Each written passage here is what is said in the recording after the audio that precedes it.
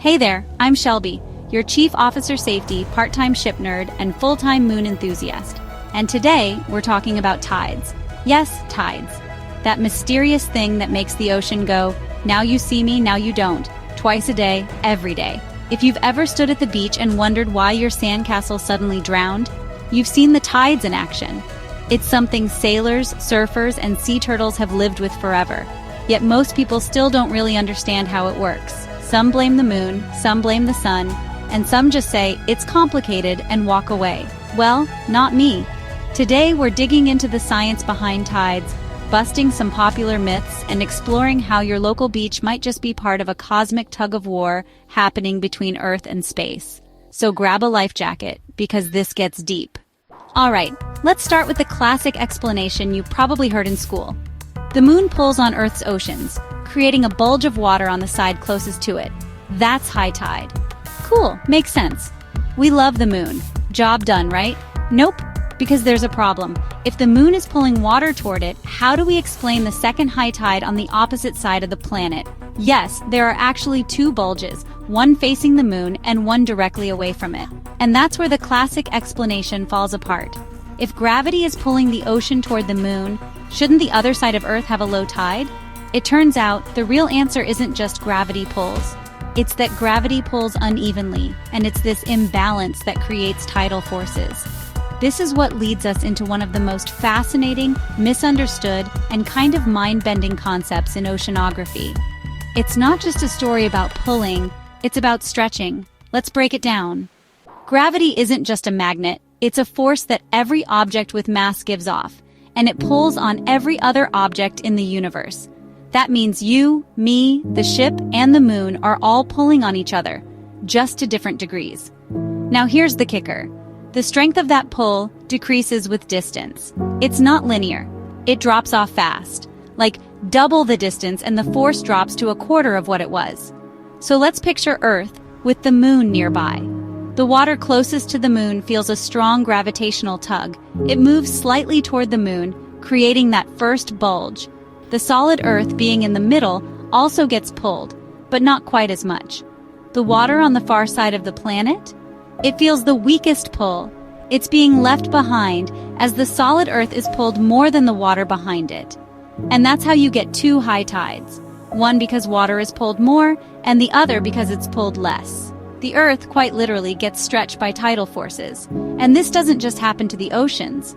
Even the solid crust of the Earth deforms slightly. Land tides can shift the ground by up to 30 centimeters. You can't feel it, but GPS satellites have to account for it. Now multiply this force across the entire ocean. That's trillions of liters of water gently heaving every second because the moon, our little gray neighbor, is messing with us. So if this is happening everywhere, why does Nova Scotia get 50-foot tides and Miami Beach only gets 2? 2 words, resonance and bathymetry. Let's talk about the Bay of Fundy in Canada, home to the largest tidal range in the world. Water levels can rise and fall by 16 meters. That's over 50 feet. You could hide a house in that. Why? Because of the shape of the bay and how long it takes water to slosh in and out of it. It's the same idea as pushing a child on a swing. If you time your pushes perfectly, the swing goes higher and higher. That's resonance. The Bay of Fundy is shaped just right to match the rhythm of the M2 tidal constituent, the dominant wave caused by the moon's gravitational pull. That perfect match causes the tide to build up over time, leading to massive highs and lows. But in open coasts or rounded bays, the wave energy just spreads out. It doesn't get amplified. That's why in most of the world, tidal ranges stay between 1 to 3 meters. So the tides you see depend on the shape of the coastline, the depth of the seafloor, and how closely the local geography matches the natural frequency of the tides. Basically, every beach has its own tide personality. Some are dramatic, some are subtle. Some, like the Bay of Fundy, are full-on drama queens. Alright, we've been a bit moon-obsessed here. But the moon's not acting alone. The sun plays a big role too. Even though it's 400 times farther away, it's also about 27 million times more massive. That means the sun's gravitational pull on Earth is about half as strong as the moon's when it comes to creating tides. And when they team up, big things happen.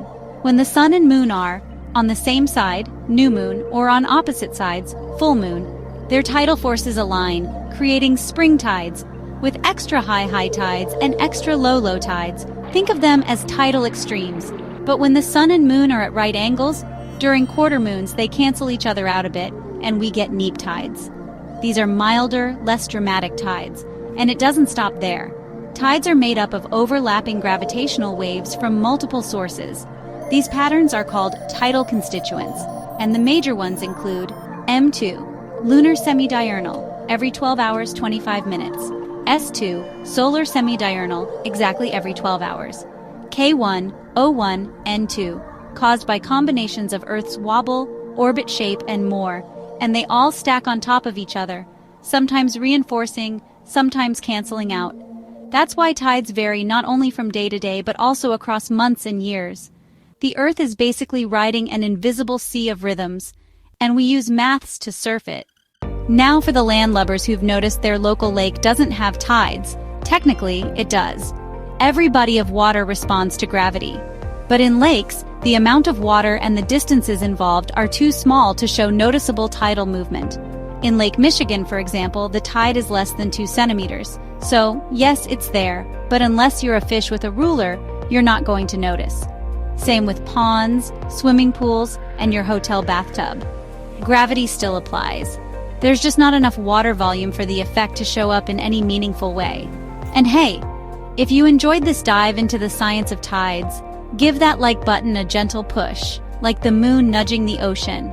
Subscribe if you want more seafaring science, cruise secrets, and behind-the-scenes stories from life at sea. And drop a comment below. Have you ever witnessed a massive tide shift or been completely caught off guard by a vanishing beach towel? Let's talk tides. I read every comment, even the salty ones. All right, back to it. So there you have it. The tides, not just a beach curiosity or a scheduling nightmare for crew transfers. They're the ocean's heartbeat, driven by gravity, stretched by the moon, and tuned by the shape of every coastline on Earth. And the best part? It's still happening right now, whether you're watching this from a cruise ship, a coastal cafe, or a couch in Kansas. Every wave that rolls in, every harbor that empties and fills, every ship that rises and falls with the swell, it's part of a dance older than time, and you're standing right in the middle of it. So the next time someone tells you the moon just pulls the tide, you can say, well, actually, it's a bit more complicated than that, and watch their eyebrows do a little tidal movement of their own. This is Shelby, your Chief Officer Safety, part-time astronomer, and full-time fan of weird ocean facts. Thanks for watching. Stay safe, stay curious, and always keep one eye on the sea, because just like the moon, it's got a lot more going on than it lets on. Catch you next tide.